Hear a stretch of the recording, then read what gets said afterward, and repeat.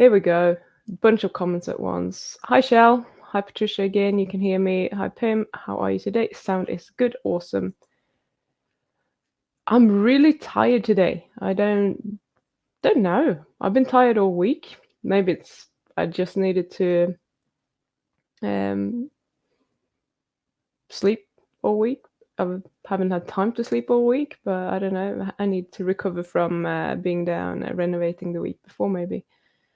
And today, for the first time in a long time, it's usually fairly cloudy here in the mornings, but it's always sunny in the afternoon. But today it's going to rain, so maybe that's why I'm feeling tired. Having said that, it's my birthday, so I should be happy and chappy. And today I'm actually going to eat some cake. So that's going to be happening later this afternoon, probably after I've had some steak. We shall see how that goes.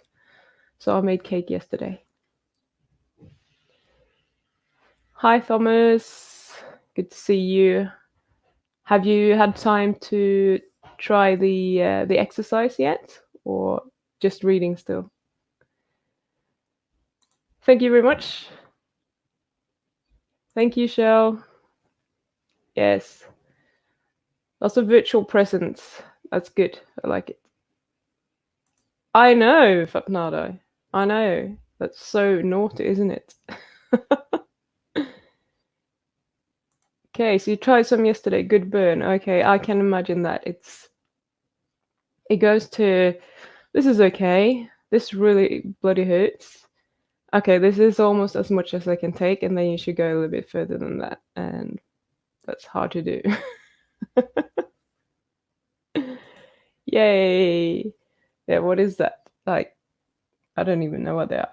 Looks like one ice cream, a donut cake, and a present, and I don't know what the second thing actually is. Sorry, but it's cool looking. Okay, so yeah, I'm not actually going to make a huge presentation today. I thought instead I would just, come on, I'll chat to you. I'll show you my lab results from doing the insulin test. And this was really a big fuck up, actually. Not on my part so much. But I went to... There we go. Shell, cake once a year, good, civilized. Actually, it will be twice, because Bart has a birthday soon as well, in 6 weeks. But anyway, so I said I was going to do the insulin testing so that I could calculate my HOMA-IR. So I went to do that on Friday, the 31st of January. And I went in around maybe 8:39 in the morning, and I took it, and they took blood out of my right arm, and that was it. She said she actually phoned the hospital first just to check, because they have these collection points. So you go, they're called LabMed South, and they have different little offices where they can do this. So she phoned the hospital just to check that they would have time to do it, because it was Friday and Monday was a bank holiday here in New Zealand, or at least in Nelson, because I think it was Nelson anniversary day.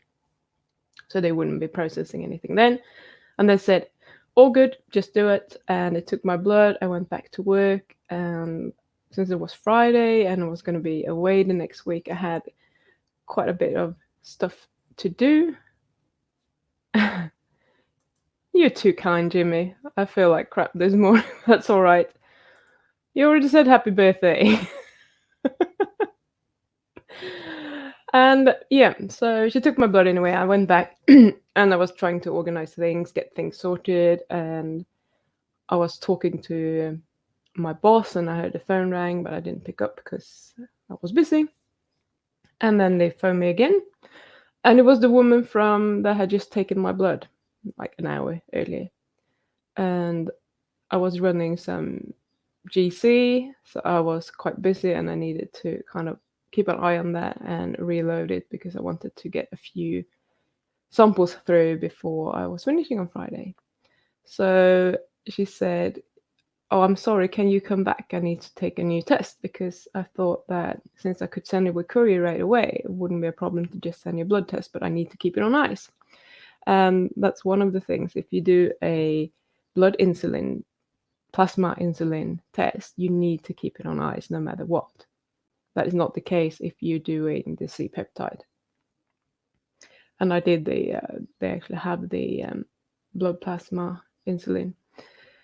So I said, okay, but I probably can't come by until about lunchtime, about 12, and she was a bit unsure about whether I could do it or not. So she hung up, and then she rang the hospital again, and then she phoned me back again, and she said, okay, it's fine if you come before 12, we can get it away, and all will be good.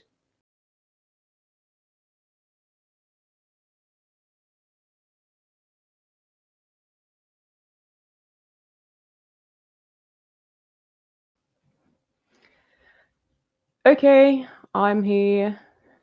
Choop choop. Patricia, awesome to see you. So we have at least 2 people. 3. Look, I could, but then I can't do it so that I can share my my results with you. That's why I'm using StreamYards. Zoom is good, and I have Zoom, but my camera doesn't work well with Zoom. Yes, I am here. So just to recap quickly, the lady from the lab phoned me to say that she could not, or she had made a mistake. Basically, she had taken my blood, and she thought that since the hospital is just 5-10 minutes away, when they were transporting my blood straight away, it would be fine. But when you take a fasting insulin, you need to keep it on ice, because insulin is very, very unstable. So it will break them very quickly. So if you don't put it on ice straight away, you will not get a good result. So she phoned me, she asked me if I could come and take another one, and I had a lot of things that I needed to get done on that Friday before going away the next week, etc. So I was a little bit stressed out, but I managed to get there before 12, and she wanted to have it before 12, basically, so that they could test it the same day, because Monday was going to be bank holiday here. And she told me that I would get the tests on Tuesday or Wednesday, maybe, the results. And I didn't hear anything all week. The week after, I tried to phone them for a couple of days, could only get hold of the answering machine. So eventually she phoned me back, and she said, you have to phone the hospital, which I figured, but I didn't have their number to the lab. So I tried to phone them. I didn't get any replies, or they didn't pick up either. There's no one there for whatever reason. And then all of a sudden I get the lab results sent to my email. So they have done it. But I can't open the document because the password that they have given me is not the correct password. So here we go again. I'm trying to phone them. And that took a couple of days before I actually managed to get hold of them. But then it turns out, since they took a second lab test, they changed the password. And I actually asked the phlebotomy lady if the password would still work, and she said yes. So that wasn't the case. But as it turns out, they did refund my money. So I think that they made a mistake, another mistake there, thinking that the first test was invalid and that I had that password and that customer number, and that test wasn't done. So they probably refunded the money. So I got the test for free. So I can't complain. It took a while, but at least I got it for free. Yeah, go and get Shelly. Where is Shell? So yes, I do have some test results that I want to share with you, which there are a couple of things there that I'm surprised about, but that's fine. Pim pam pum. Yep, that's me. By the way, I'm going to probably take both of these streams down, I think, or maybe I'll just leave them, but I'll take them and I'll make a better copy of them. Do some editing so that it's actually watchable for people who are not here live. Okay, so while we're waiting for Shell, Kung Fu is finally here. That's fine. you're not too late because my computer decided to shut down or freeze. So I had to shut it down, and then it needed to do some updates and be extremely slow. So there you go. Let's see then. So here we go. So this is my my lab test. I think you can see my pointer here. So the plasma insulin that I took, we are doing picomole per liter here in New Zealand, and you need to have, well, a healthy range according to them is between 10 and 80. So 17 is fairly low. It's pretty good. And I wasn't worried that it would be high. I haven't never suspected that it would be high, but I do have a lot of type 2 diabetes in my family, so I was a bit curious whether it would be or not. So to do your HOMA-IR, you need to have it in micro units per milliliter, and they have actually supplied me with how to calculate this. So if I take 17 times 0.14, I will get 2.38 microunits per milliliter. And that's the number that I need to do my calculation. Now, you would have had to, I didn't actually request glucose because I've been testing my glucose quite a few times, the fasting glucose, and it always ranges from 4.0 to 4.2 pretty much. Unless it's very early, then it's usually a bit elevated, but that's where I'm usually at. So they got a very high, for me, high reading of 4.7. This is still within the normal range as far as they are concerned. But I think 4.7 is a slight bit high, but I've used this because that's what they got. And I think that is because I had to rush back and forth between the lab and work, and I was a bit stressed out. And as you know, stress cortisol will increase your blood sugar. So that is probably a bit higher than I would expect to have normally. So, but that's fine. We're going to use that in the calculations anyway. So here we go. I've just put my numbers in here. And if you remember when I was talking about HOMA-IR before, and the studies that I have done with fasting plasma insulin levels, and they've taken the 3 measurements with 5 minutes in between each, they have found about a 10% difference between them. So I thought, you know what, let's just see, just to be fair, what happens if I add plus minus 10 to my result, because I don't know if that is at the peak value or a bottom value, or if it's actually in the middle. So let's say that my fasting plasma insulin could be anywhere between 2.14 and 2.62. And I bet, I can't see the chat when I'm in here, but I bet that Bart is doing the moustache. So I put my moustache on because I'm presenting numbers. You have to imagine the moustache still being there. So I would have something around there. And my fasting plasma glucose at the time that they measured was 84.6 milligrams per deciliter. So that's the number that I will need to do the calculation according to my formula that I have. And my normal one would be 73.8 as normal that I have seen anyway. So these are the numbers I'm going to use. So I have done 3 different ones just because it's so much fun to do calculations. I've done a worst case scenario, what they actually measured, and the best case, which is based on what the normal fasting blood glucose that I usually have, and the combination of that with minus 10% on my insulin. So based on that, my HOMA-IR would be somewhere between 0.38 and 0.53. And as you can see, all of these numbers are very well within the healthy range. Basically, you want it to be less than 1 to be insulin sensitive. So that's where you want to keep it.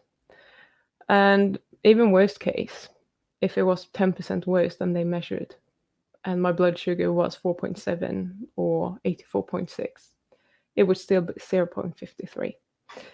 So I'm not worried about my my glucose or my insulin whatsoever. I seem to be highly insulin sensitive, which it is, as I said, is a slight bit maybe not surprising to me, but you know, there has been a worry just because I have a type 2 diabetes is very prevalent on my mom's side, and there are a lot of problems on my dad's side as well. So I have it in my genes. So that was that, actually. And I wasn't actually going to talk a lot about that. I more wanted to have like a discussion with you guys today and just show you my numbers, what I found. I have been keto-ish, or I was keto for a while, and then I was more paleo, and then I was kind of paleo keto, and now I'm a keto carnivore, I suppose. But I've always struggled with my sugar addiction, so I've always been intermittently eating a lot of sugar, or on keto when I thought I was doing well, I was eating a lot of keto treats, which obviously isn't a problem for my blood sugars as such, but that could obviously be a problem in terms of how much I'm eating and body weight, etc. So if you're eating a lot of nuts and stuff, so I used to do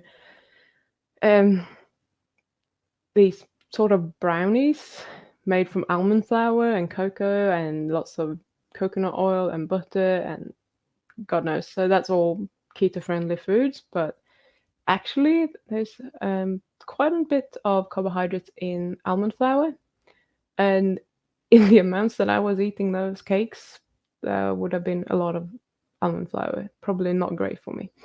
So let's see what you have to say. So thanks for being glad that my computer decided to freeze up today. I'm happy. Yay, Shell is back. Good. How do we like your new avatar? I find it very confusing, Fapnado. I'm used to your old avatar, so now I'm like, who the fuck is that? Some imposter. Fair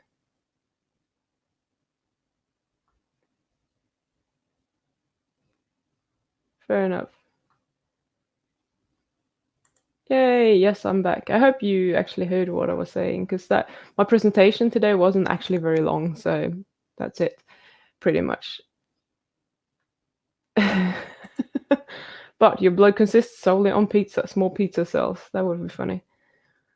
Actually, when you look at some cells in the microscope, they do look like pizza cells, but they're probably not the healthiest ones, unless they're very granulated. Such as mast cells, and I'm actually going to talk about histamines soon. I will post that video on Tuesday, my time, so that will be Monday, your time, probably most of you. Okay. You just talk amongst yourselves today. That's good. Andrew, good evening, Pim. How the hell are you? I'm kind of frustrated with my computer deciding to crash just when I'm starting my live stream. So now I have lots of editing to do and I have to put together a whole new video and blah blah blah. So that's going to be annoying. It's my birthday, so I'm going to have cake today, and yeah, it's rainy. I'm tired, so it's not the best birthday I've had so far. But you guys are here, so that's a good thing. And now we actually got the stream going. I imagine that it's not going to be 2 hours today because we don't have. I don't know if people got fucked off with. I've said fuck many times today as well with the stream and just left, but we don't have the usual numbers here. But if you have any questions, just throw them out right now, and I will answer them along the way.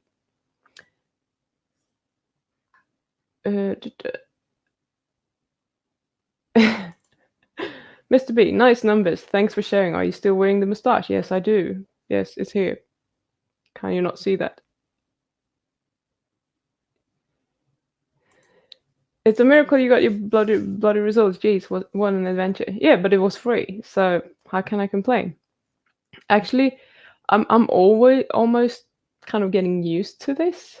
It's not that I've had these problems in New Zealand a lot, but when I lived in the UK, I had all sorts of problems, and I say people, organizations, but obviously people within these organizations kept losing my data or my paperwork or even my passport got lost at some point, and then magically they found it and sent it back a few weeks later. Someone managed to delete my whole working history in the UK from the database, and I don't even know how you are allowed to have that sort of power to do that. It's just really strange. So this is a minor thing, actually. Pim just confirmed I am right. Alrighty. Yes. I don't know what you were right about, but I'm glad that you were right. Happy birthday. Thank you very much, Lord Dream. Joe Fry, guitar guy. Oxalates are even more in almond flour than eating almonds. Yeah, that is correct. Because anything that is just laying about will get lots of bacteria on them that produces oxalate, and that's yucky as fuck. I said fuck again. Happy birthday. Thank you very much. Are you praying for me?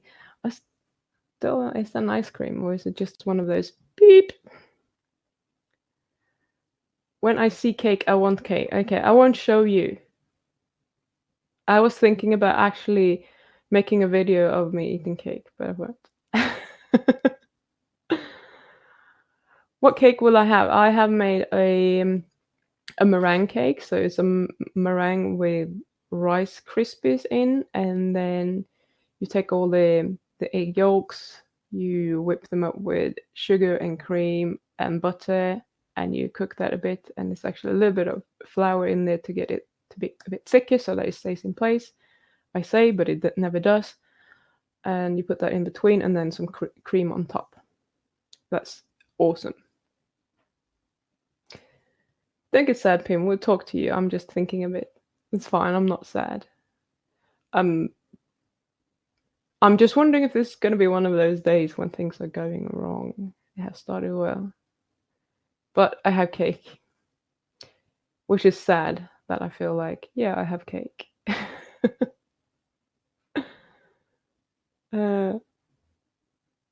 Eat cake by the ocean.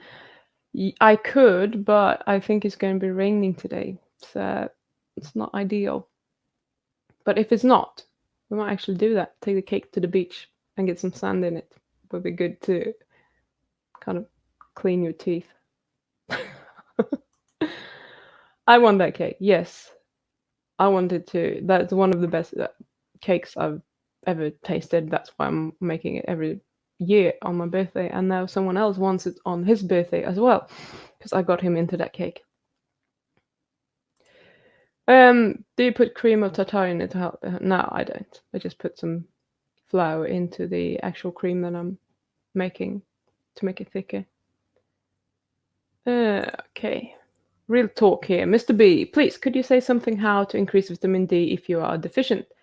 Are there any brands of D3 supplements that are safe you could mention, or stick to food, egg yolks, oily fish, etc., and so on? The absolute most effective way is to get sun. You can get, I don't have any recommendations, but you can get like D3 lamps that you can have inside so that you can actually have your skin produce it even in winter. I think that would be my preference if you can do that. I mean, real sunlight is always best because you don't know what you're missing out on when you're supplementing, whether that be with light or actually in supplemental form. Now, I'm not for, taking oils in general because they are often oxidized and you don't know what quality they are. But if you're going to do a D3 supplement, it needs to be in a fat capsule or something like that. Because when it's bound to something else, it's usually not taken up very well. I don't know if there is like liposomal vitamin D3 or something like that on the market. I haven't looked in a while, but if there is, that's probably a good way of doing it. But that's going to be expensive because all liposomal supplements are very expensive. So make sure that it's some form of vitamin D3 that is easy for you to absorb. So if you're taking it in like a hard powdered tablet form, you're probably not going to absorb much of that. It's going to be a lot of waste of your money. So, yeah. Fabnada says, Rayminder UVB lamp on Amazon. There you go. You could try one of those, and I'm losing my voice. Just have a bottle of water here. Give me a second.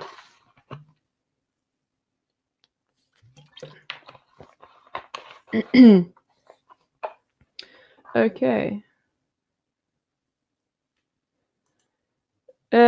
Is oxidized oil only bad ingested, or will it do the same rubbed on the skin? It's you will absorb some oil through your skin. Yes, it's probably not going to be as bad because the absorption is probably less. I say that, but I don't know for sure what the absorption rate is on skin, but I do know that you will absorb some of it through your skin. So, you know, what exactly are you thinking? Is it just like a massage oil?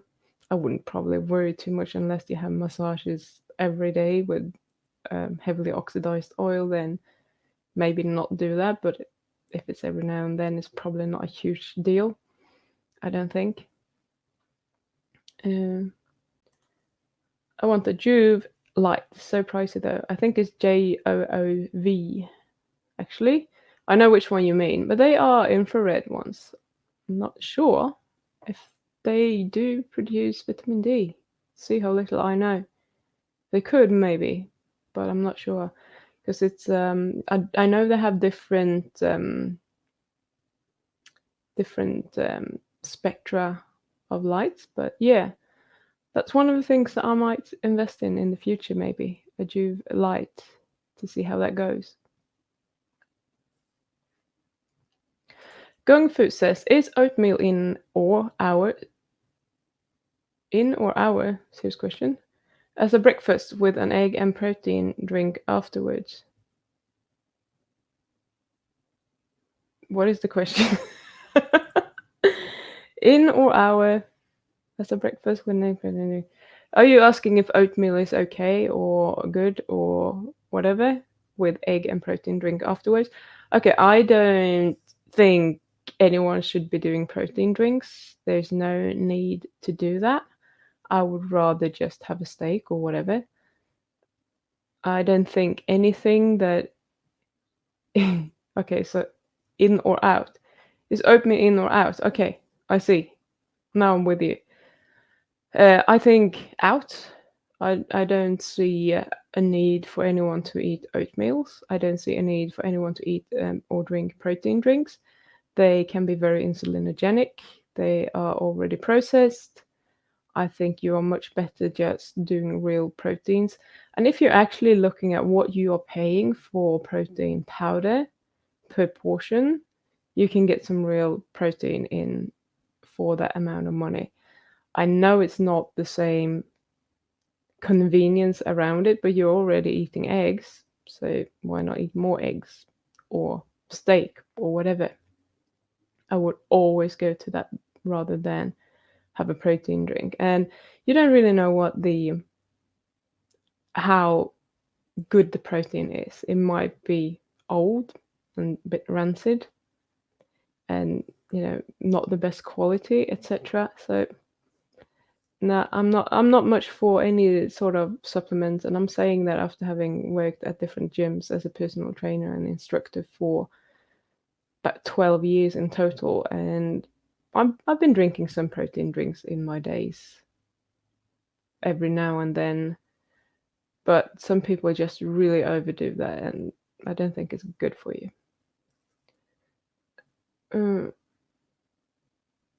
Good reminder, perfect. We got Fapnada says, I rub 20,000 IU Camprov D3 vitamin oil on my body every day. It's in a MCT oil. Okay. I can't tell you how well that is going to be absorbed. I imagine that you'll get some of it, but I don't actually know how much. So that's a very interesting question. I might have to write that down because I find that very fascinating as well. I mean, there are lots of things, like when you do what I used to do for a while was transdermal magnesium rather than taking it orally, because you do absorb quite a lot of it.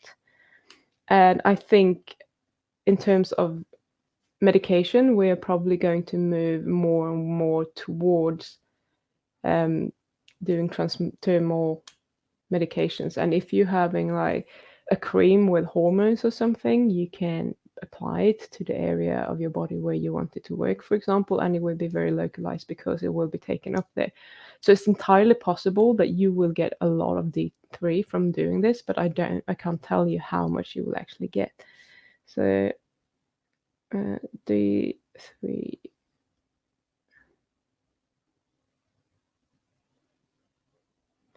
So yes, I'll put this on my list of things that are interesting and I might look into, and if there is enough to say about it, I might make a video about it, basically.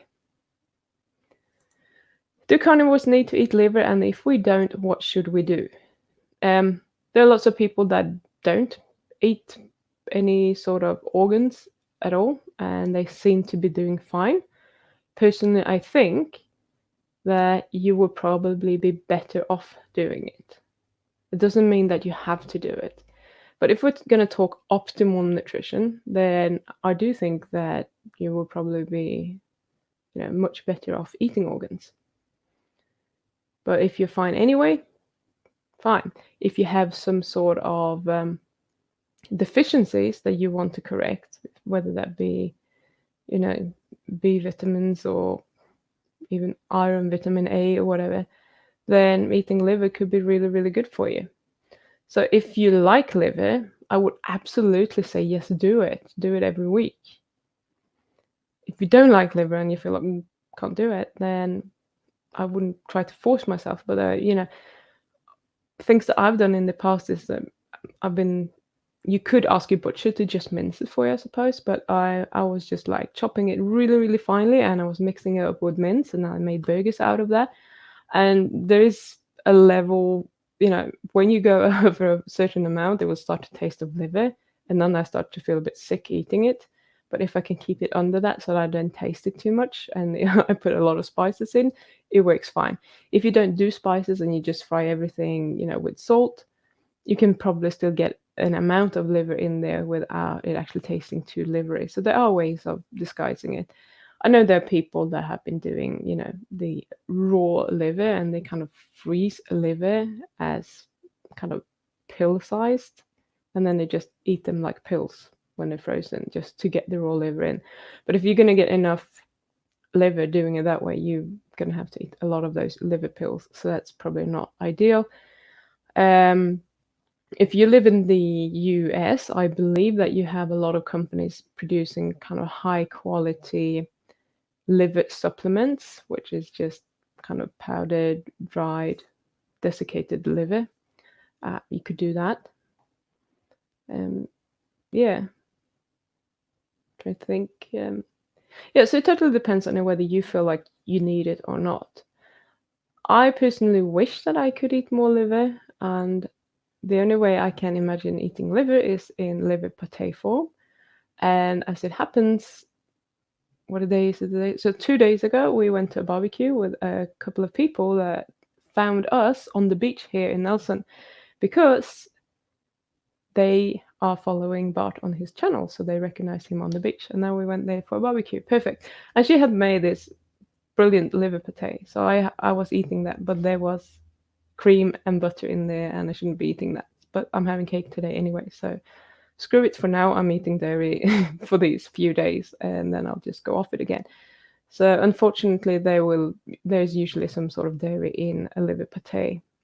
I'm sure you can make a good one without it if you are very skilled at doing that sort of thing. Okay. So Tristan from Primal Edge Health has them, the Juve light. Jesus, I think it's Juve, like that. I'm almost sure now I need to Google it because I have that so much in my head. Oh no.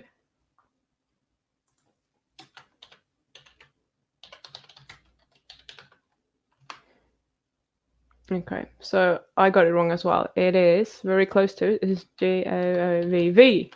So it's a double V. That's a very strange, like that. Yes, no, yes. We did it at the same time. Cool. Let's go back.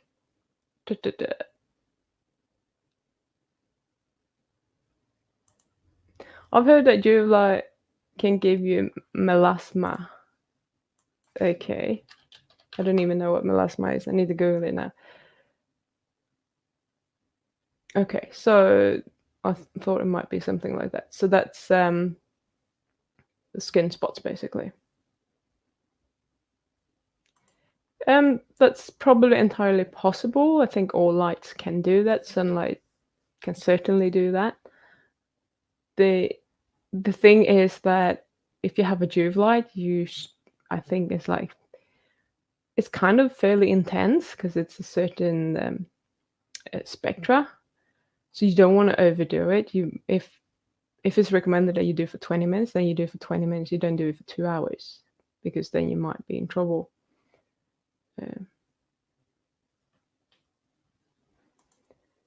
Protein drink is like juice. Most of it is really sugary. I wouldn't say that. There are a lot of them that are just plain like whey protein, and then they put some sweetener in and maybe, some sort of taste like vanilla.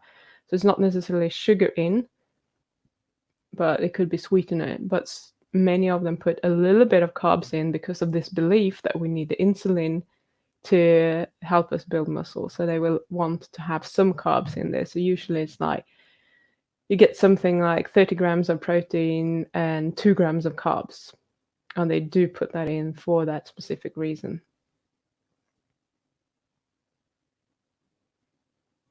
So apparently, be careful using UV lamps at home. They degrade plastics and fabrics. I didn't even know that. Well, it's kind of a telltale that they should be degrading fabrics because the sun does as well. Welchbogen. Hi Pim, I'm a bit late today. I've been no sugar, zero carb for about 15 days now. Nice. Lost about 6 kilos in that time and feel great. Your challenge was just what I needed. That's so good. That's really great. 6 kilos in 15 days. That's 3 kilos a week. Yeah, that's just over like half a kilo per day, or just under, I say. That's good. That's perfect actually. That's a good rate to lose weight. I'm really good to hear that you have such good results. So 15 days, you have 15 more to go, and then you can reassess what you want to do. Hopefully you want to keep going with a very low or zero carb diet. Thanks for letting me know. I do appreciate that. Haha, do you like Stockholm or Gothenburg, Göteborg? I say I am from Stockholm. I've grown up there. I moved there when I was like a few months old. I actually born in Falu BB, or lived in Ludvika, but I can't remember that obviously because I was so little. And then when I was maybe 20 something, can't even remember, 24, 25, I moved to Gothenburg for a couple of years. So the difference is that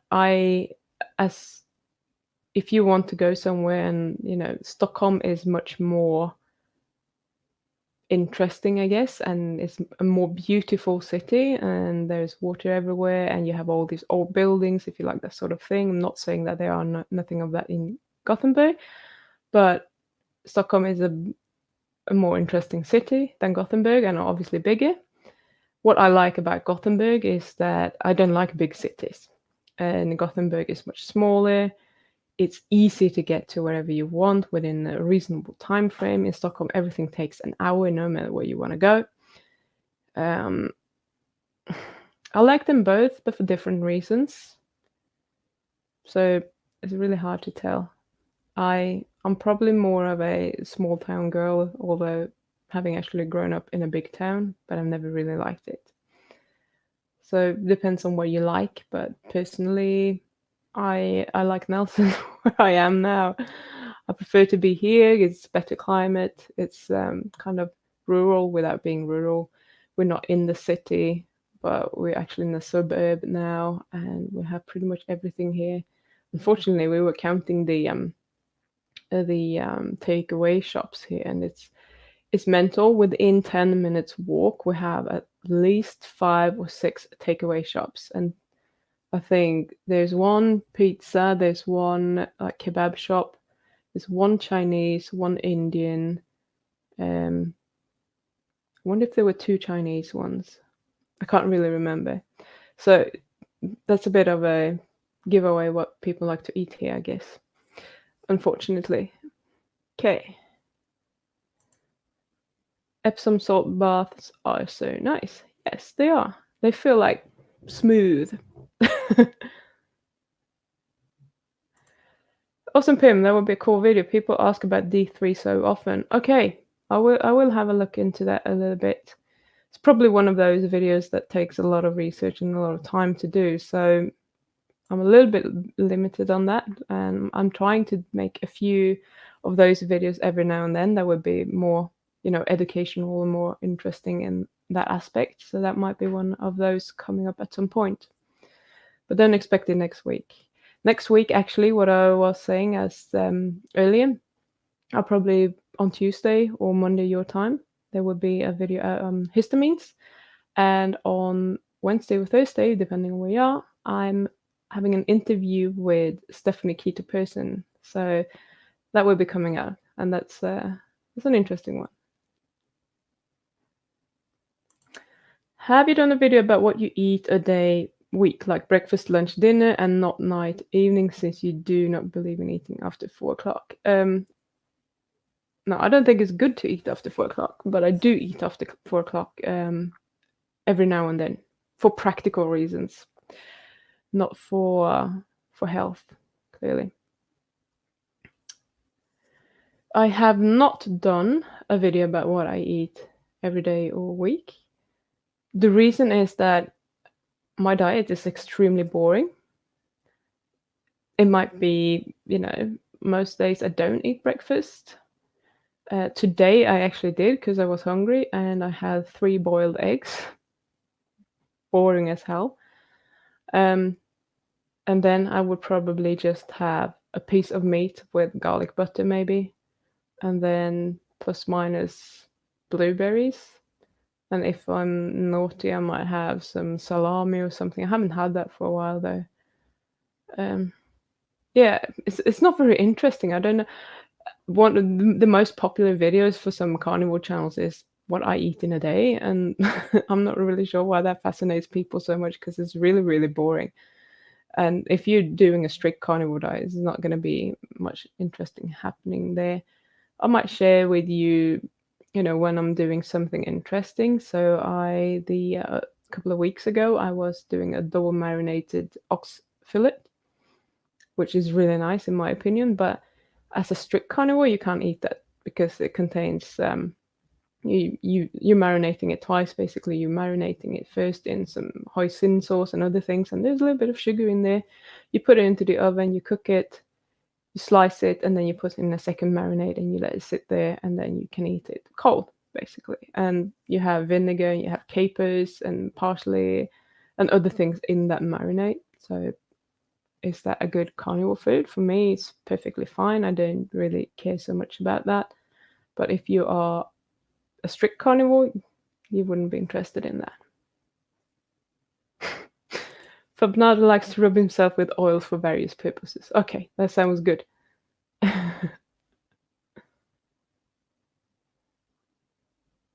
Okay.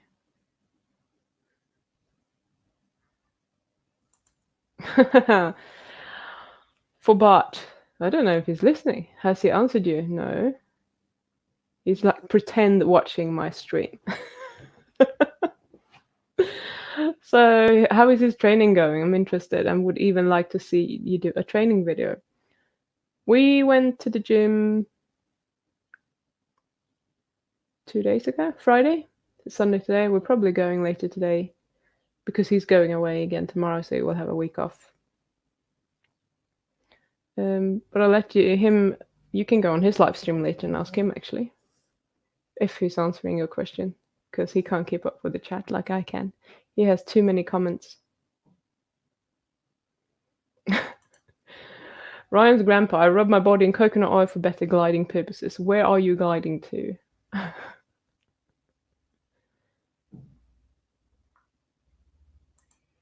Oh, I just found out I eat liver as I eat liver pate. Oh, there you go then. I love liver pate, but often when you buy it in the store, a lot of the time they actually have flour in there, which is kind of annoying. Especially I think my favorite Swedish liver pate brand, they do have flour in, so I can't do that. But there are other brands that don't have flour in them. Sometimes I have chicken liver fried with my steak, kind of like a carnicide. Oh, I've tried liver with everything. I've tried liver with what do you call it? bacon. I'm trying to read at the same time. Liver and bacon, and with a lot of bacon, and I still can't do it.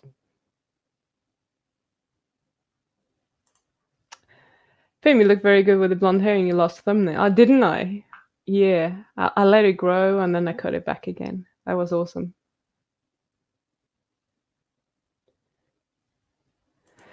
Mixing the liver into the food is a great idea. I might try that. Thanks. I saw a video clip with Stefansson claiming they gave the organ meats to the dogs. They may or may not have done that. And the question is, did all humans do that? They probably didn't do that if there was a shortage of food, I don't think, unless they were really concerned about the survival of those dogs. Yeah. I mean, how do you know whether they did or not? I don't know. Maybe he time traveled and asked them. I have no clue. But anyway, why, even if they did, let's say they did, every human just did that, they didn't eat livers, would it have been a benefit for them or a benefit for the dogs? Probably for the dogs, I think. So would it hurt to eat organ meats? Absolutely bloody not, because they are, I mean, organs are super nutrient dense. Something that I need to get my hands on that I haven't. I used to buy a lot of heart when I lived in the UK for the dogs, but not for myself.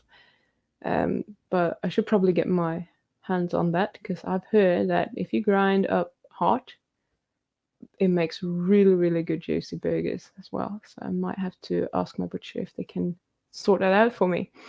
So yeah, don't know. One of my dogs likes liver, the other one not so much, but she's eating it nowadays. I don't have liver when I crave it. Yeah.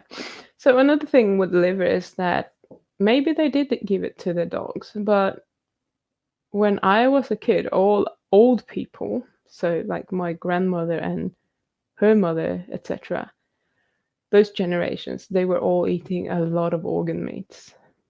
Was that because they were poor? Or was that because it was actually proven to be healthy for you?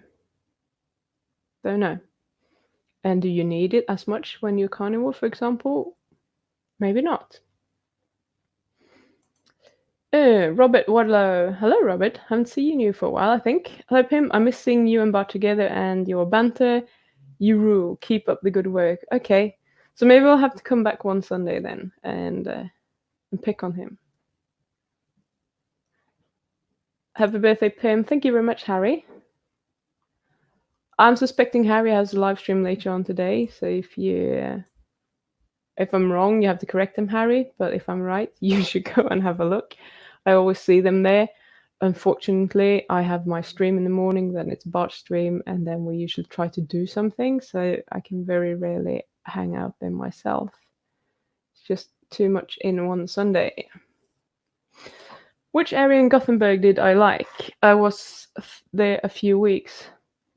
It's funny because I can't even remember what the place was named where I lived. My memory for names of places, I know where I was working. I worked out in Angered, which is not necessarily the nicest place on earth. Which areas did I like? I like the surroundings, and I like, actually, as far as cities go, Gothenburg is actually quite nice, and it's a nice city to hang out in during summer. It's nice and lively, and it's kind of the same in Stockholm. It's actually really nice in Stockholm in summer, but in my opinion, it's way too crowded. So Gothenburg is better in terms of that, because you can actually sit somewhere and not be surrounded by people everywhere, although I'm sure there is enough people. Yeah, okay. Ryan's grandpa, ever since you left the live streams, they haven't been the same. Of course they haven't been the same, but I've been watching some of his live streams, some part of them, usually the beginning, because I need to do my own work, so I can't hang out there for 3 hours every Sunday. But I think it's really interesting to have other people in that have different knowledge. So it's not the same, but I think it's very interesting in a different way. So I'm hoping that you think so as well. But having said that, maybe I will come back one day and do a little stream with him. Maybe we have to do a stream together next Sunday at a different time because we are both. So he's going down this Monday to do the last bits on the house. I have to stay here and work, but I'm working half day on Friday. I'm gonna try to rack up some overtime. Then I'm going down there and I'm gonna help him with the last few preparations. And then we have a tenant moving in on Monday next week. So I suspect that it's going to take us a while to get everything done. So we're probably not going to be able to do our live stream for this time of the day next Sunday. So maybe we will do a late Sunday live stream on his channel, or maybe we can do both. We can do them together on both channels simultaneously. That would be funny. Okay. Luke here. Pim, I have had some 90 to 96 milligram per deciliter fasting glucose results. Those scare me a lot. But sometimes they are just lower. Once I implemented intermittent fasting, I got a test with 72, then stopped intermittent fasting 96 again. Okay, Luke, so when have you had your high readings? So has that been always fasted? Is it in the morning? Is it in the afternoon? Is it in the evening? When do you take those tests? How long have you been fasted for before you take those tests? Because that's all interesting things to keep in mind. And then also could be what you've been eating like the day before. It should not matter if you have like working insulin. Shouldn't be that high. So 90 to 96. I need to check what that is in millimole because I'm working in millimole.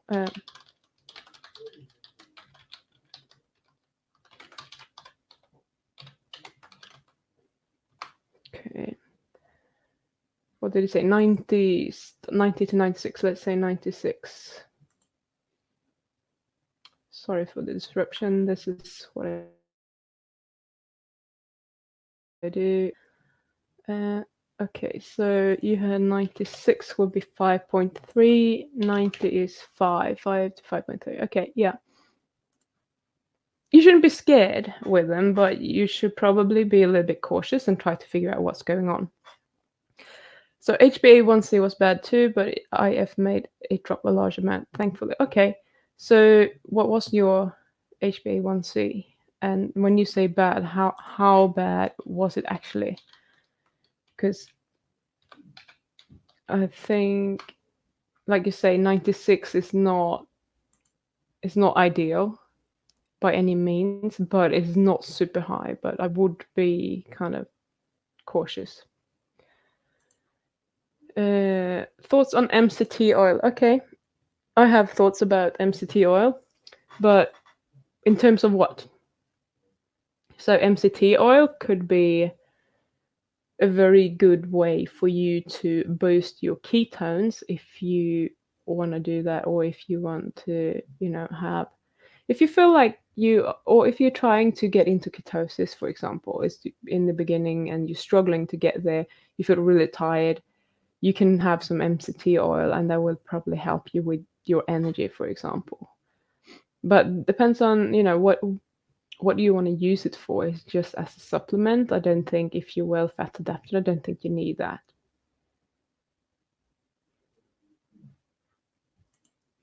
We just exposed Bart.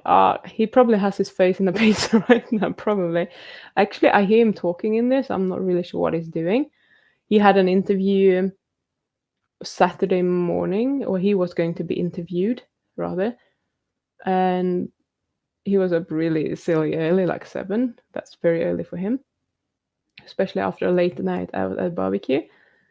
And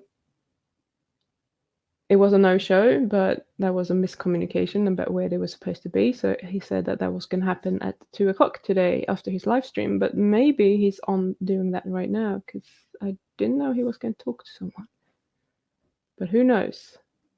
Maybe I can try and hear what he's actually saying. No way. So it could be what he's doing, because he's talking a lot.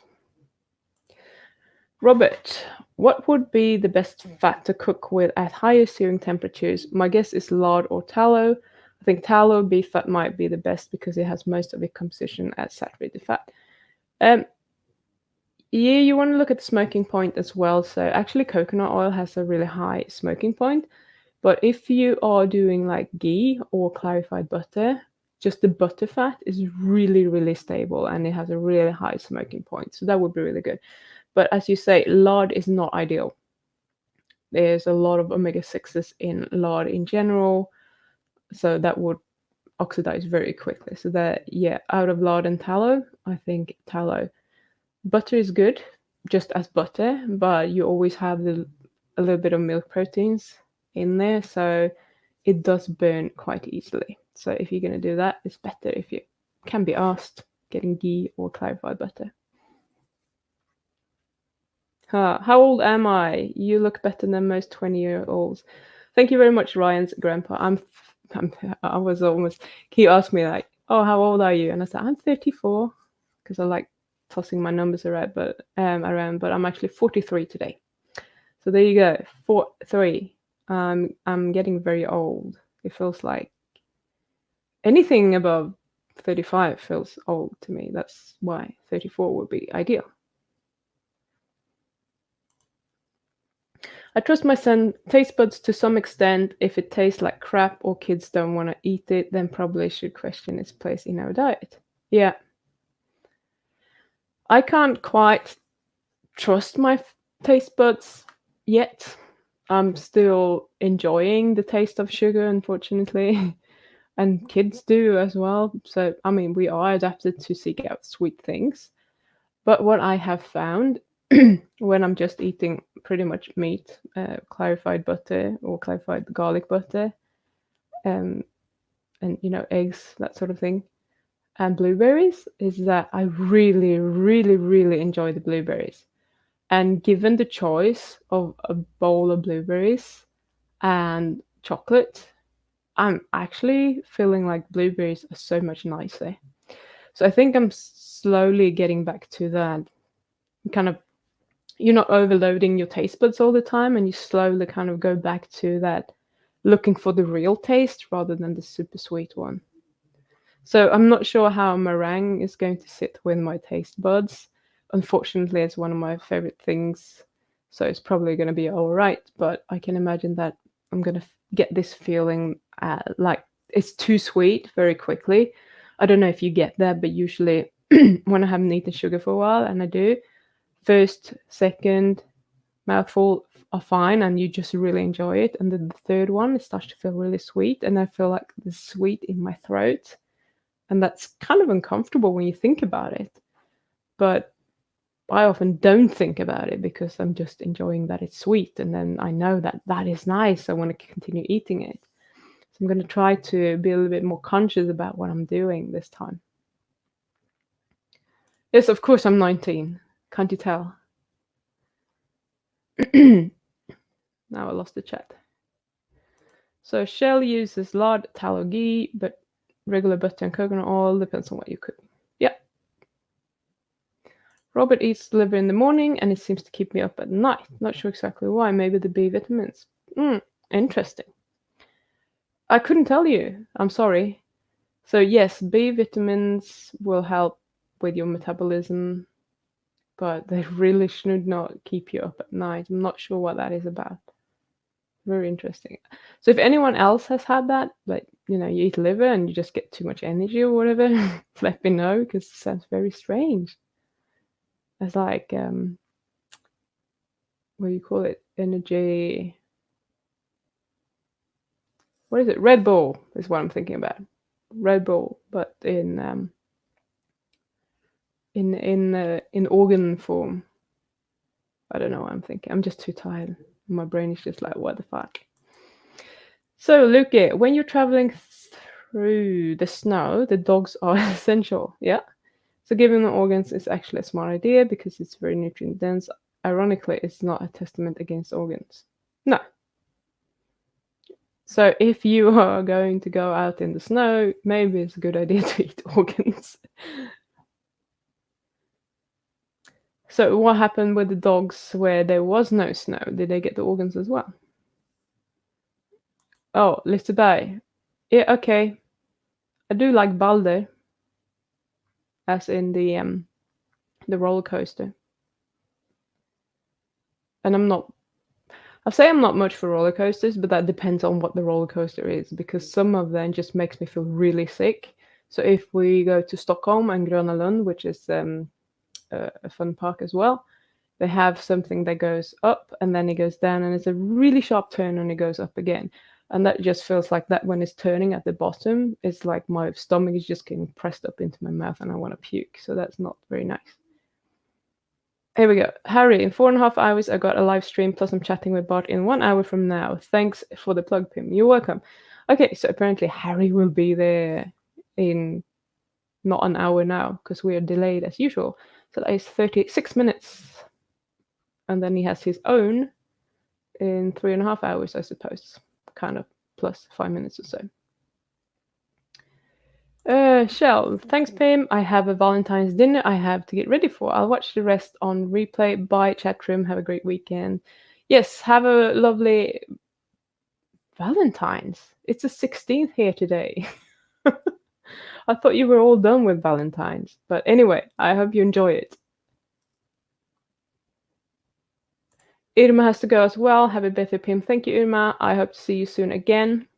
Like next Sunday, maybe, if we're here.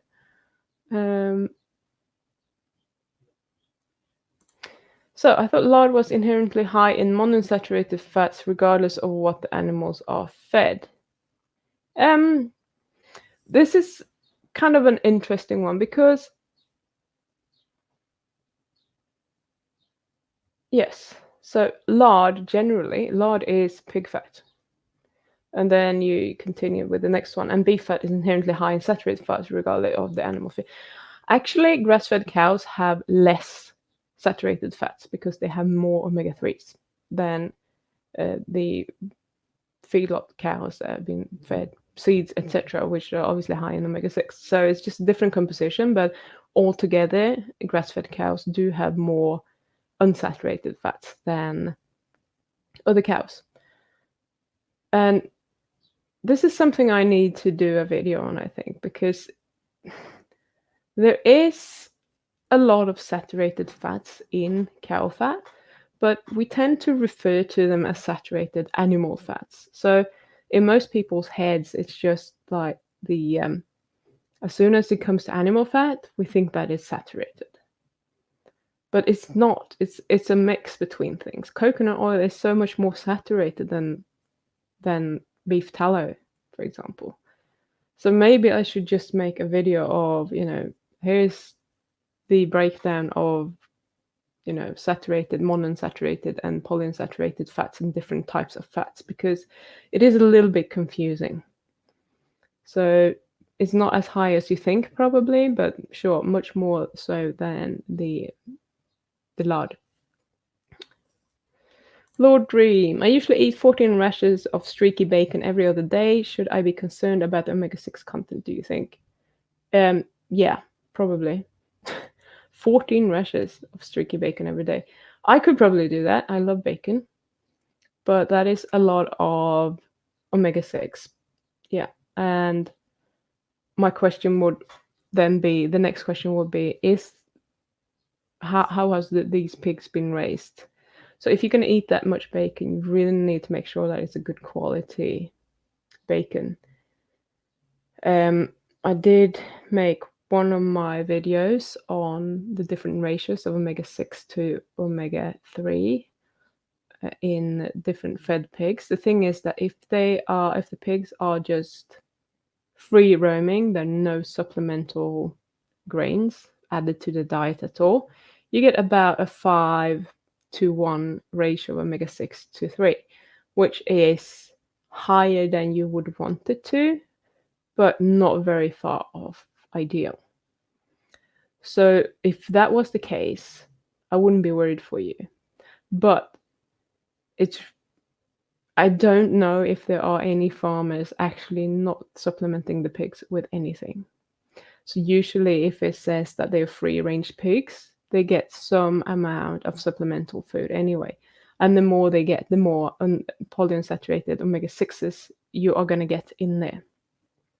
So you really need to know kind of what the pigs have been fed. But if this is, 14 rashes, I don't know how much is that in grams? Trying to think, like I have these kilo packs, and I assume that that would be more than half a kilo for 14 rashes, or maybe it would be half a kilo, and half of that is fat, maybe. So let's say it's 200 250 grams of fat, which is a lot of omega-6s. That is quite a lot that you actually eat every day. So I would be a little bit concerned about that. Okay. Thanks for that, Harry. Tallow ghee smoke point around 250 degrees Celsius or 482 degrees Fahrenheit. Awesome. Thanks. I don't know these numbers in my head. Robert, I was using olive oil to coat my cast iron. I might switch to ghee or beef fat then. The beef fat still smokes when I cook my meats, so maybe it's still oxidized and bad, but just less bad. Smoking doesn't necessarily mean that it's oxidizing, but yes, since I just explained to you, there's not just saturated fats in there, so there will be an amount of PFAS that can oxidize easily. So yeah, if you have ghee, it's not a lot that you put on when you just coat your cast iron pan. So I wouldn't be too worried, but if you do have ghee, why not use it?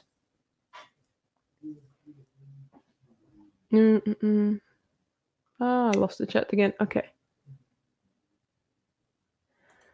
So maybe the critters in my gut really like the iron or B vitamins and they cause insomnia for me. Yeah. I'm not really sure. It could be something where, I'm kind of just grasping at things now, and this is probably just my brain kind of going places, and it's probably not actually what is happening, but I'm thinking like B vitamins, where are they involved? What enzymes, what neurotransmitters could they support? And maybe it's something going on there that just gives you more energy, and that's something that would be ongoing once if you're doing it ongoingly, that might stabilize. So you might actually want to try to find a dose of liver that you can do without this happening, or you might want to just try and do it for like several days in a row and see if it wears off after a time. If it's something that is just happening, I don't know. Or as you say, it could be the bacteria for some reason. Maybe they needed iron or whatever, and they produce something that can be used as a stimulatory neurotransmitter or something. It's it's interesting and all very confusing, and the body is really complex. We make it sound like it isn't a lot of the time because we're simplifying so many things, but what's true for maybe 80% of people, then you have 20% of people where this isn't actually entirely true, and you have to dig a lot deeper and look at many other possibilities. And that can be very confusing. Happy birthday, by the way. Thank you very much, Robert. What will I treat myself with? Tomahawk steak. No, I'm having cake. I already told you. I'm being really naughty. I'm having a meringue cake. What about beef suet? It doesn't dissolve in the mouth. It doesn't dissolve in the mouth. No, it doesn't. I think beef suet's fine. It's hard to get hold of. Here, at least. But yeah, go for it. Yes, what's a rash? A strip of bacon. Yeah, correct.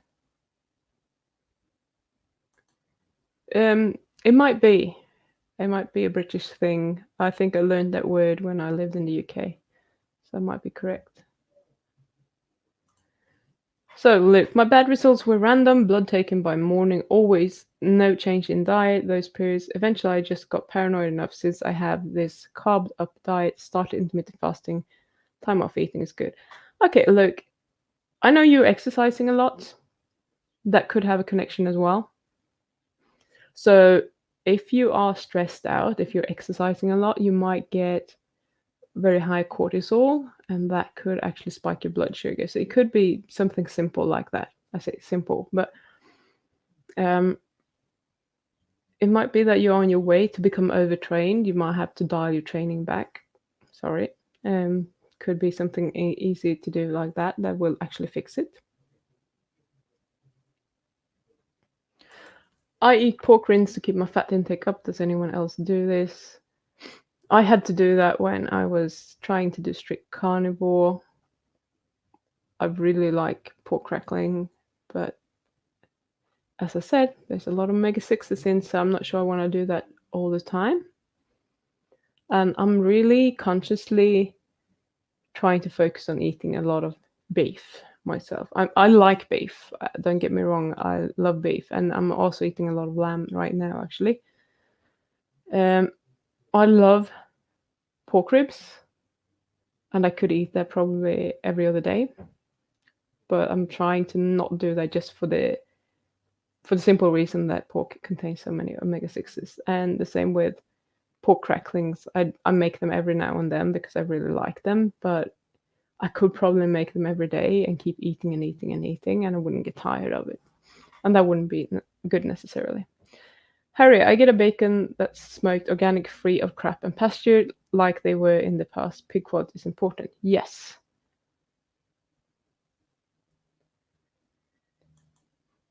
So, HbA1c was 5.4, went down to 4.3. That's a big difference.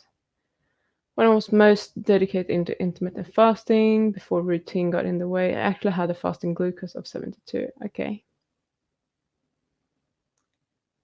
Well, 5.4 is, not ideal maybe, but again, it's not super high. It could be a lot worse. It's not great. I'll give you that. But then you've told me that you eat a lot of rice and stuff as well, and that all of those things will impact your HbA1c.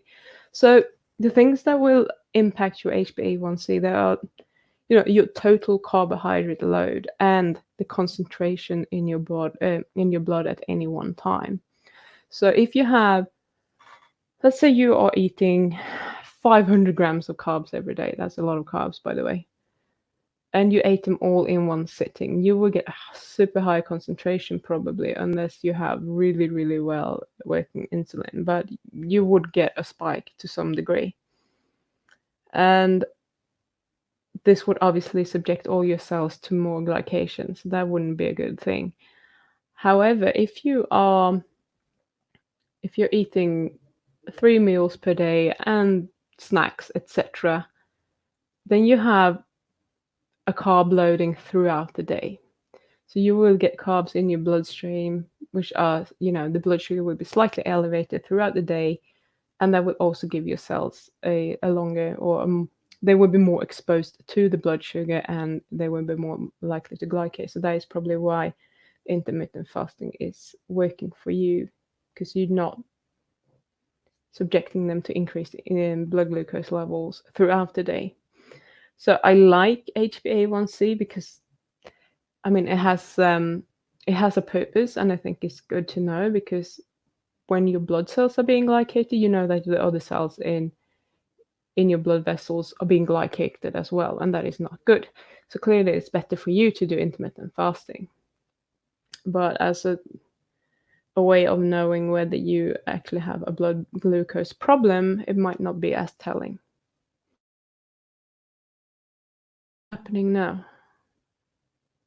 Can you still see me? So I just had a spinny thing on my screen. I might have to go and check my phone if I'm still on the stream. This is getting annoying. If I can even find my own stream. So I'll continue with the questions, I think. So I'm gonna load myself there. Yes, I'm still moving. That's good. So I'm watching myself on my phone. That's very mature. I love watching myself.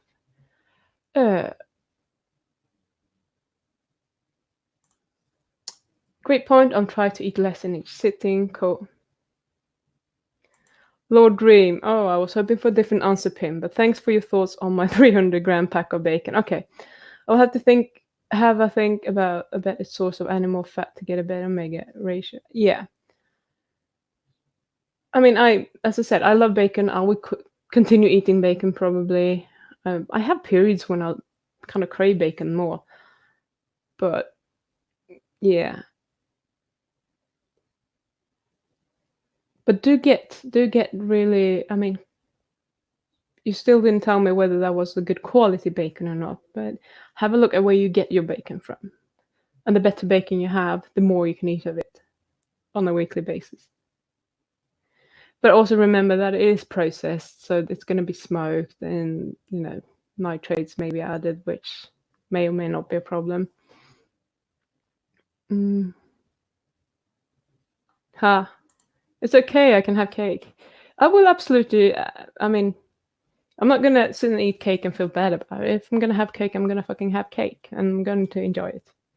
And tomorrow is a new day. I'm not gonna have cake tomorrow. Can you balance out the omega-6s in bacon by eating it with eggs? No, you can't. Omega-3 eggs, maybe. No, you can't really do that. The thing is that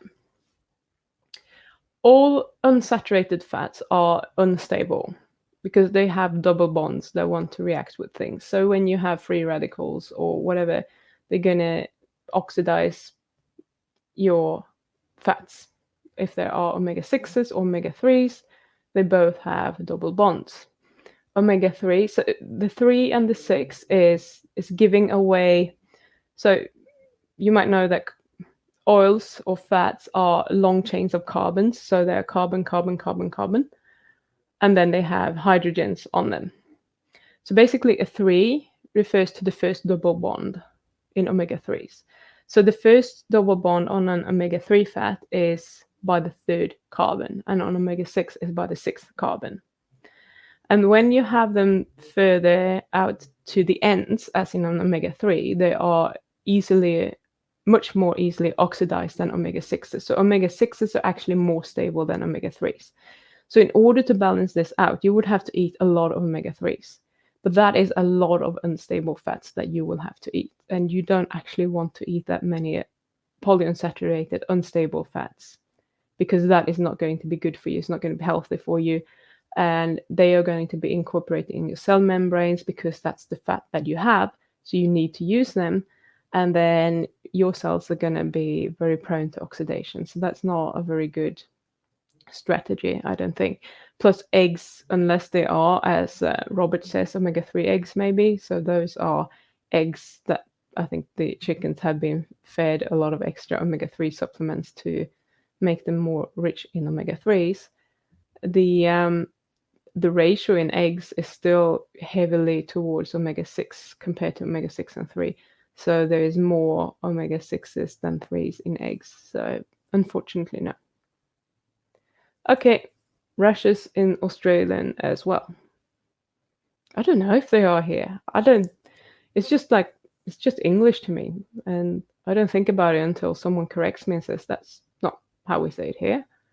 So when I first moved to the UK, I said, "Oh, I'm gonna go on vacation," and they were just looking at me like, "It's holiday."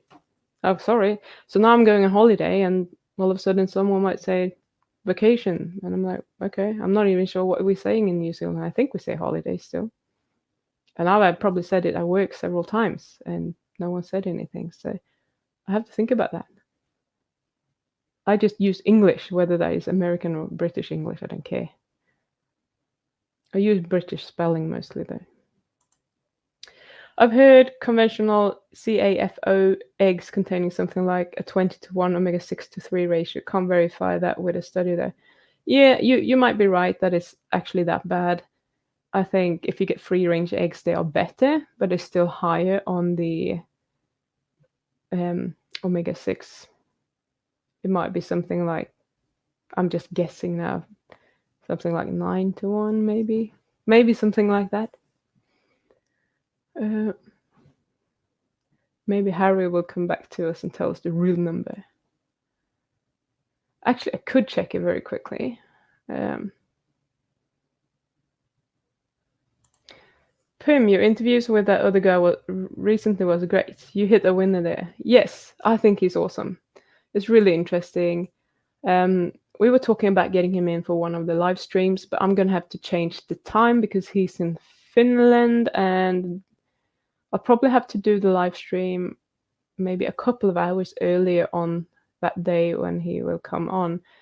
And if you have some questions that are specific to, especially to the training methods that he's doing, then send them to me or leave a comment or something so that I can address that with him as well. But what we wanted to do is just kind of come on, we can talk a little bit, and we just answer, or he can answer your questions with regards to exercise, because I think that would be a really good thing. Because you often have questions that you want to ask him when you see the interview, but you can't, obviously, because he's going to be gone then, and it's just an interview. So it would be super cool to have him on. But I think he's away. He was away last week and this weekend, so maybe from in a couple of weeks or something like that, if you would enjoy that. So Fapnado is asking who. That must be Nick, because I haven't had any other guy on. Okay, it's possible in university stress has to do with more than training, I think. Yeah, so anything, stress, not sleeping well, that sort of thing, which is also a stress. Yes, so, Nick Patterson.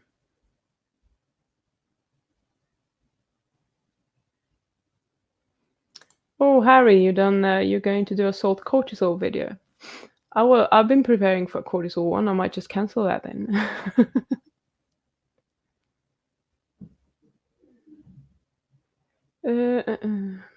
Okay. Joe Fry, guitar guy. I'm not sure why I thought I would surely die because I eat lots of store-bought bacon. The last 14 months regularly, I might have to quit this diet. You're not going to quit this diet. You're going to quit eating bad quality bacon, maybe. The thing is that, so if you're eating a bad carnivore diet with a lot of bacon, you might still get a lot of inflammation, which in turn will, indirectly, it will raise your blood sugar to some degree or keep it high. So that might be a problem. However, eating a normal SAD diet, in my opinion, is probably a lot worse, because you have all the carbohydrates that you are stressing your system with, and then you probably won't have a very good omega-6 to 3 ratio eating that way anyway. So you have like a double whammy, if you like. So just doing this is probably better. But the thing is that we can all improve on our diets, and depending on where you are and where you need to go. And, it's all a trade-off. Do you want to improve your health further? In that case, start looking at things like that. Get better quality bacon. Do what's best for you. So I don't know exactly how much bacon you people are eating, or most of you anyway, but it's a step up, and sometimes we're not prepared to go the full way. I could not have started being, gone from a SAD diet to carnivore straight away. I was even reluctant going from keto to carnivore. I was thinking that's going to be the most boring diet on earth. And I still think that's going to be the most boring diet on earth. And I think it is, especially if you're only doing meat and salt. Now, luckily, I don't think I need to do just meat and salt. And as a matter of fact, I didn't even feel good doing that. I think I needed more fat, for starters. And then now I'm just like, actually, I don't have a problem with blueberries. I feel good doing that. I'm just going to keep doing that. Maybe I will retry it later on. I don't know. So I think, move in the right direction. Do the changes that you feel comfortable with doing, because the most important thing is that you're doing something. And at some point, you're probably going to feel ready to take the next step. And then when you are ready to do that, then you actually take that step. And if you don't, you're still doing better than you would have if you had been on a SAD diet. So no beating yourselves up in my channel, thank you. I think, we're all doing the best that we can, that we are able to do. And there, if you go watch a channel like Cole Robinson or something, he will shout at you and tell you that you are a useless CUNT or whatever. And if you're not doing it and you're just a fatty and you really should stop eating and blah, blah, blah. Sure, that might work for some people. I've never been that kind of person, so I'm not going to do that. I want people to feel good about themselves, because I don't always think that making change from a place of I love myself, so I'm going to do this for me so that I can feel even better is a better way of doing it than kind of fat shaming and doing it because I'm hating my body or whatever. That's never going to work for me. And that's why I'm doing what I'm doing. And I just think, not everyone is ready to go full out and do 100% carnivore or whatever their ideal diet would look like. So just do whatever is, feel doable to you and move on from there and keep focus on whatever you want to do. What is your goal and how are you going to get there? And just take those baby steps and keep focusing on it. And one day you might just say like, you know what, I think I eat too much bacon. I'm just going to cut it down in half. And it's all good. You're going to be able to do it. But do it from a place of feeling some sort of self-love rather than self-hate. Okay. That was my little rant. Yes. Nods, that was great. And the older video with him about inflammatory hysteresis. Yeah, I like that one. I mean, when and if he comes on, you can ask whatever questions you want to ask. It doesn't have to do with exercise. People worry a lot about omega-6, but you need some in your diet. Of course, it's essential. Yeah, it is essential, but the thing is that you're not going to have any trouble getting omega-6 in your diet if you're eating fat. So it's not like with omega-3s. Sometimes we have to pick the foods that we want to eat to get the omega-3s. If you're a carnivore and you're eating, grass-fed steak, you're not going to have a problem with that. You're probably going to get enough. You're still going to have to worry about getting too much omega-6s.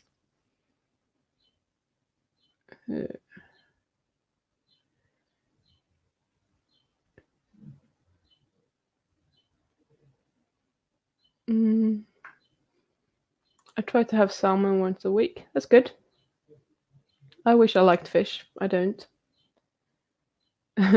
I'm eating 24 to 36 oysters per week, keeping Jack Cruz happy and my zinc levels fall like a ball. That's probably good as well. I'm not much for anything coming from the sea myself. I don't like the taste, unfortunately.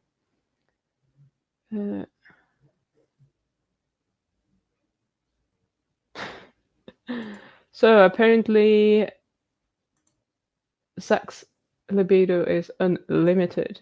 Just for your knowledge, in case you were wondering.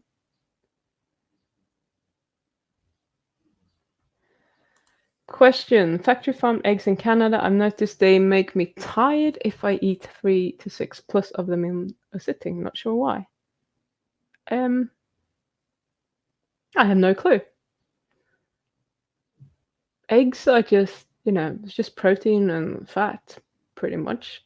So I'm not sure why they would make you tired. If anyone else has any idea, it could be that you are sensitive to eggs and shouldn't be eating eggs at all. You say you get tired, but do you get any other symptoms? Have you tried to cut them out completely and see what happens? Because it might be that you have like some sort of acute inflammatory response somewhere that makes you tired. I'm not really sure.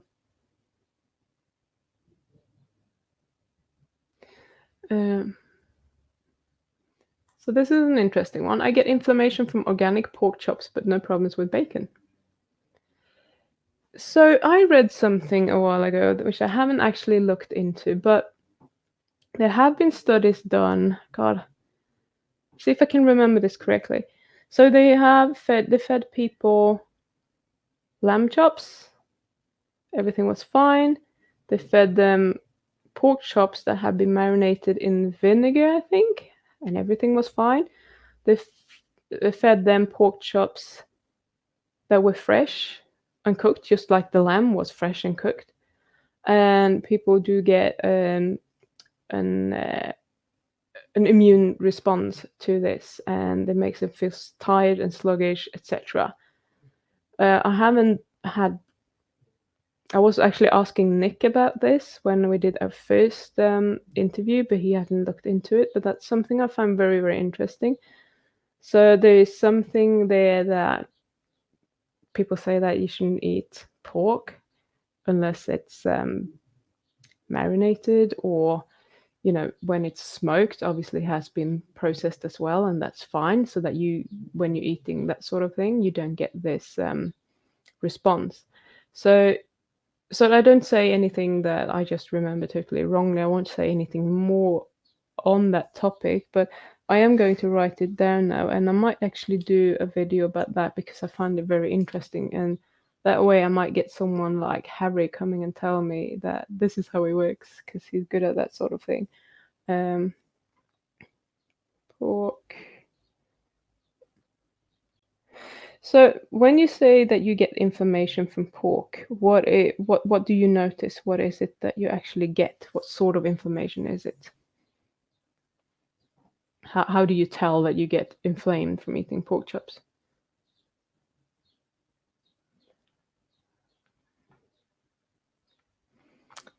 Okay. Hey, fatties! Yes, exactly. No, I just say, hey, lovelies! It's all cuddly and nice here, isn't it? And I can be very sarcastic, just so you know. But I'm lovely.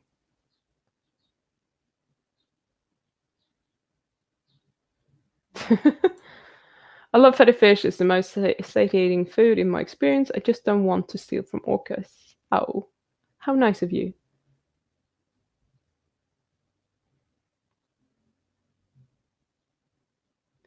Okay,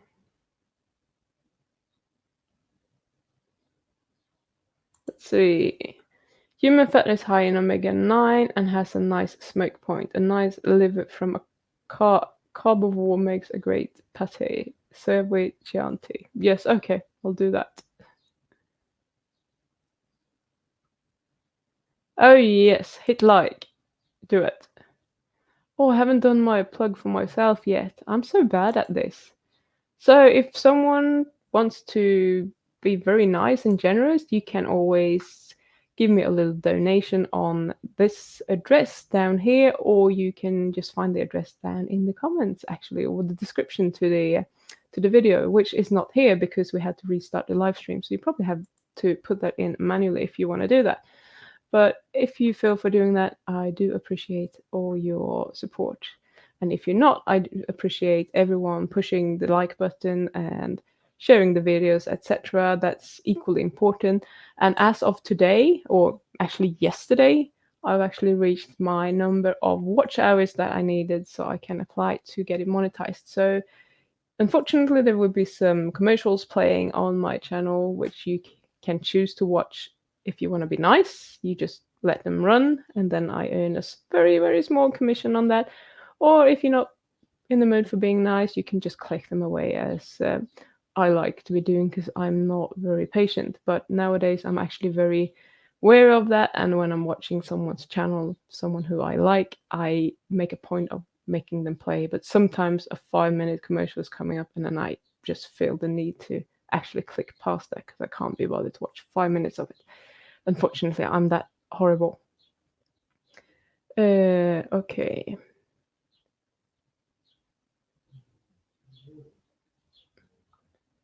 So is water healthy for the body? Yeah.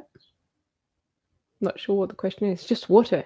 Yes, there are different kind of water, and then we have the easy water and all that sort of thing. But I mean, we are mostly water, so yes, I think water is the only thing you need to drink. I drink snake juice, so I have RO filtered water, and I put some salt in, as in I put some potassium chloride and sodium chloride, but I use sea salt or Himalayan pink salt. And we're getting close to the 2 hours, but we lost a lot of time with my computer playing up. Okay,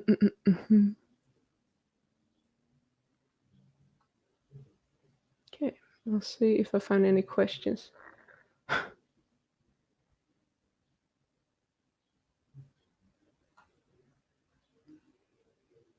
Okay.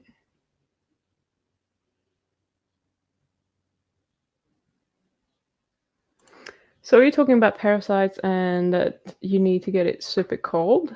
I'm not sure what temperature it is, but I know you're talking amongst yourselves, but I would imagine that is close to minus 20 Celsius, that is.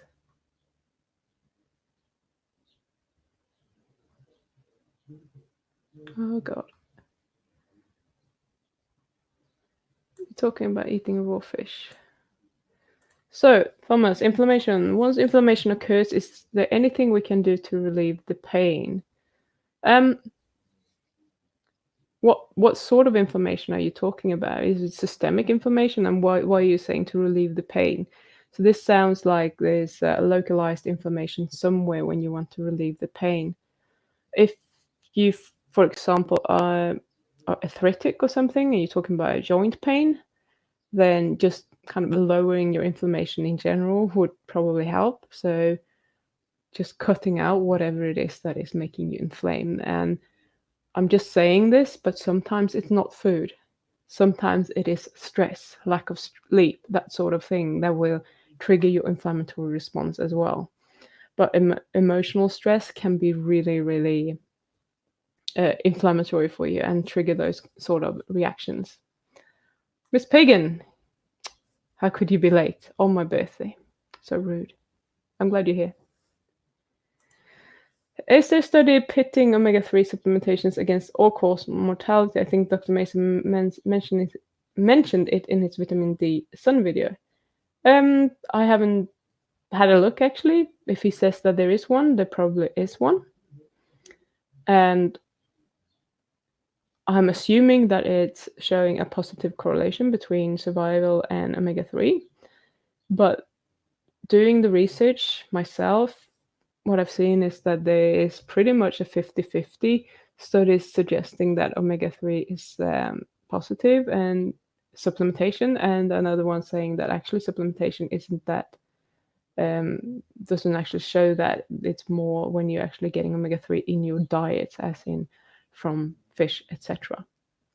So I think what we want to do is increase our omega-3 intake as much as possible with the diet that we're eating. So go for grass-fed steak, or if you can't afford buying grass-fed steaks, buy the grass-fed fat from your butcher if you can get a hold of it. It could just be like, grass-fed beef fat offcuts or grass-fed beef suet or something like that. Try to get your hands on that sort of fat if you want to do it.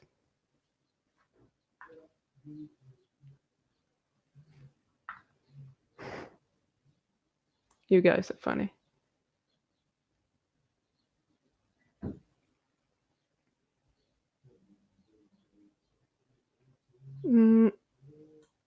Okay, Fapnado. Oh, you're talking amongst yourself again.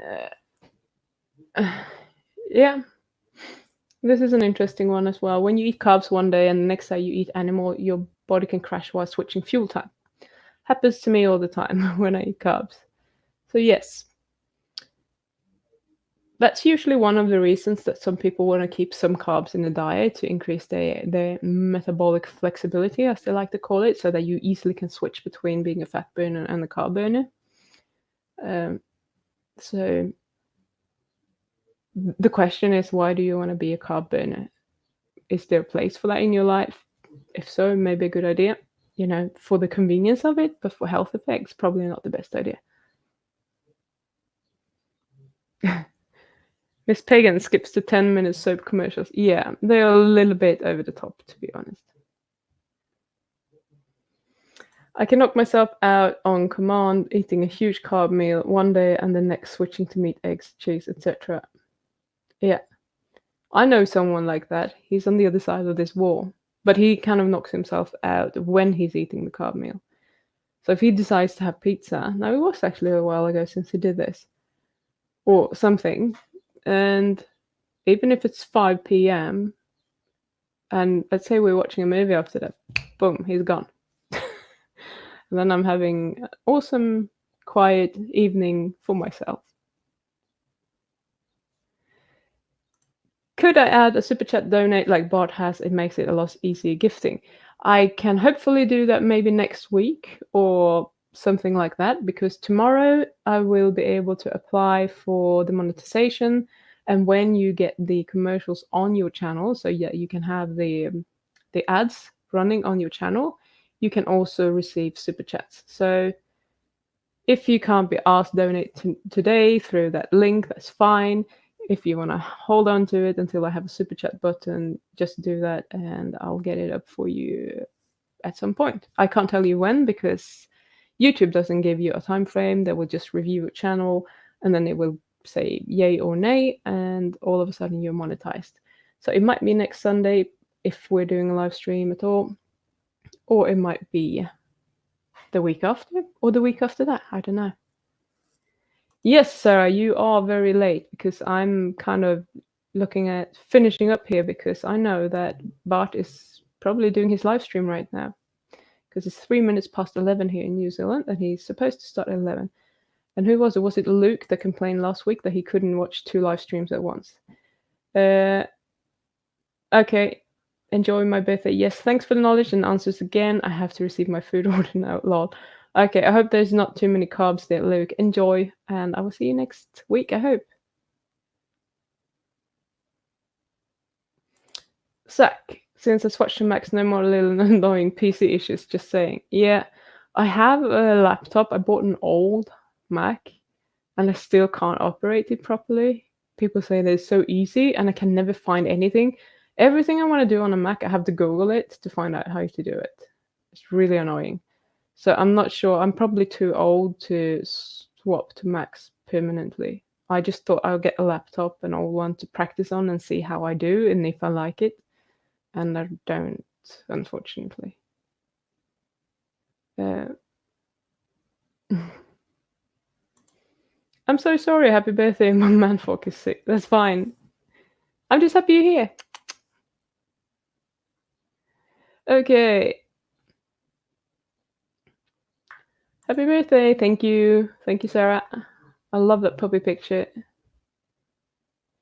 Yes, like the stream. Share the love.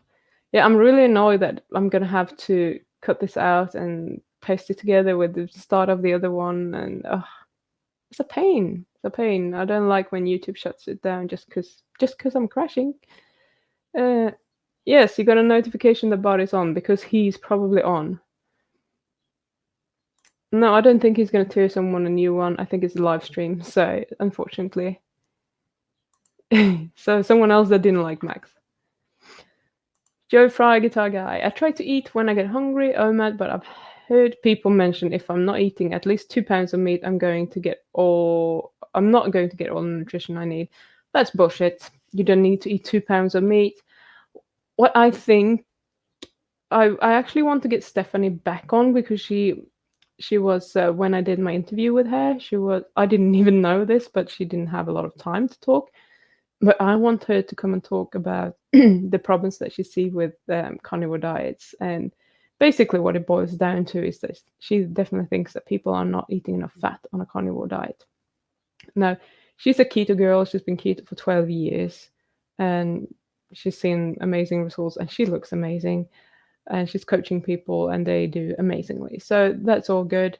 But I really wanted to kind of share that with you guys because I can't. I mean, I've told you several times I can't eat that much meat in one sitting. I might be able to eat 250 to maximum 300 grams of meat. I know ladies that are maybe smaller than me. They can eat a pound of meat in one sitting. I don't understand how, but I do not think that you're going to get the nutrition that you need. The thing is that if you're not eating a lot of carbohydrates, you don't need as many minerals and other things to get that metabolism going, because carbohydrate metabolism requires a lot of minerals and nutrients that you don't necessarily need when you just eat meat. So I wouldn't worry about that. And if you feel good eating OMAD, keep doing it. Now, Stephanie would tell me to not do that, but I'm not sure we're on the same page with that. But she has the abs, the six-pack. I don't. Yet. I'm getting there. You'll rewatch when it's up. That's fine. Lord Dream, thanks for another fascinating discussion, Pim. Best wishes from England. See you again soon. Yes, sleep well, Lord Dream. I'm assuming that it's quite late over there. I'm starting to do some weight training again. I want to get a new weight set this summer. Awesome. That's super cool. And you weren't here when we were discussing it, but hopefully I will get Nick Patson back on for a live stream. And you can actually come and ask him questions. So that would be super cool. So I think that is the end of the stream. I'm not going to keep you from. You can all head over to Bart's channel or the Nutrition Watchdog Nutrition Science Watchdog channel and have a look at that. I can't even say it. I'm so rubbish. And join his stream, and then after that, Harry will be on, so you can be streaming all day if you want. Thank you, Jimmy. Kayla, I can't even eat a pound a day. Yes, please get Stephanie on. Yes, she will be on Wednesday or Thursday, depending on where you are. But that's just part of it. I wanted to ask her so many more things. I felt a bit stressed when I found out that she had a live stream coming up and they were delaying it with 15 minutes. That was not in my plan. But she misscheduled me to a totally different day. She actually scheduled me for today when she suggested Wednesday. So that was a bit of another F up. So I'm just glad I got to talk to her that day. Tack så mycket. Have a good evening in Norway. Have a lovely day. I will, absolutely. Thank you so much, Pim. Happy birthday. Thank you, Mr. B. I'm back. Bye, Pim. Bye, Luke. I will see you on the other live stream, I suppose. Happy birthday. Thank you so much. Okay, I'm hoping to be here next week. If I can't make it, I will be here in 2 weeks, or maybe I will have a surprise live stream any other day, maybe early morning before work or something like that. So all of you take care, and thanks for your patience with my computer crashing, etc. Joe Fritar guy, I can't even say guitar guy. Joe Fry guitar guy. Great. I love Oman. It has been so freeing to not have to think about cooking or taking time to cook. Yes, I totally agree with you. It's perfect. Just eat once a day. If I need to eat more than once a day, I'm eating something quick, like my boiled eggs or something that I had this morning just because I was hungry. And that's all good with me. So keep doing it. I think you're doing a great job. So again, take care, and I will see you soon. Bye.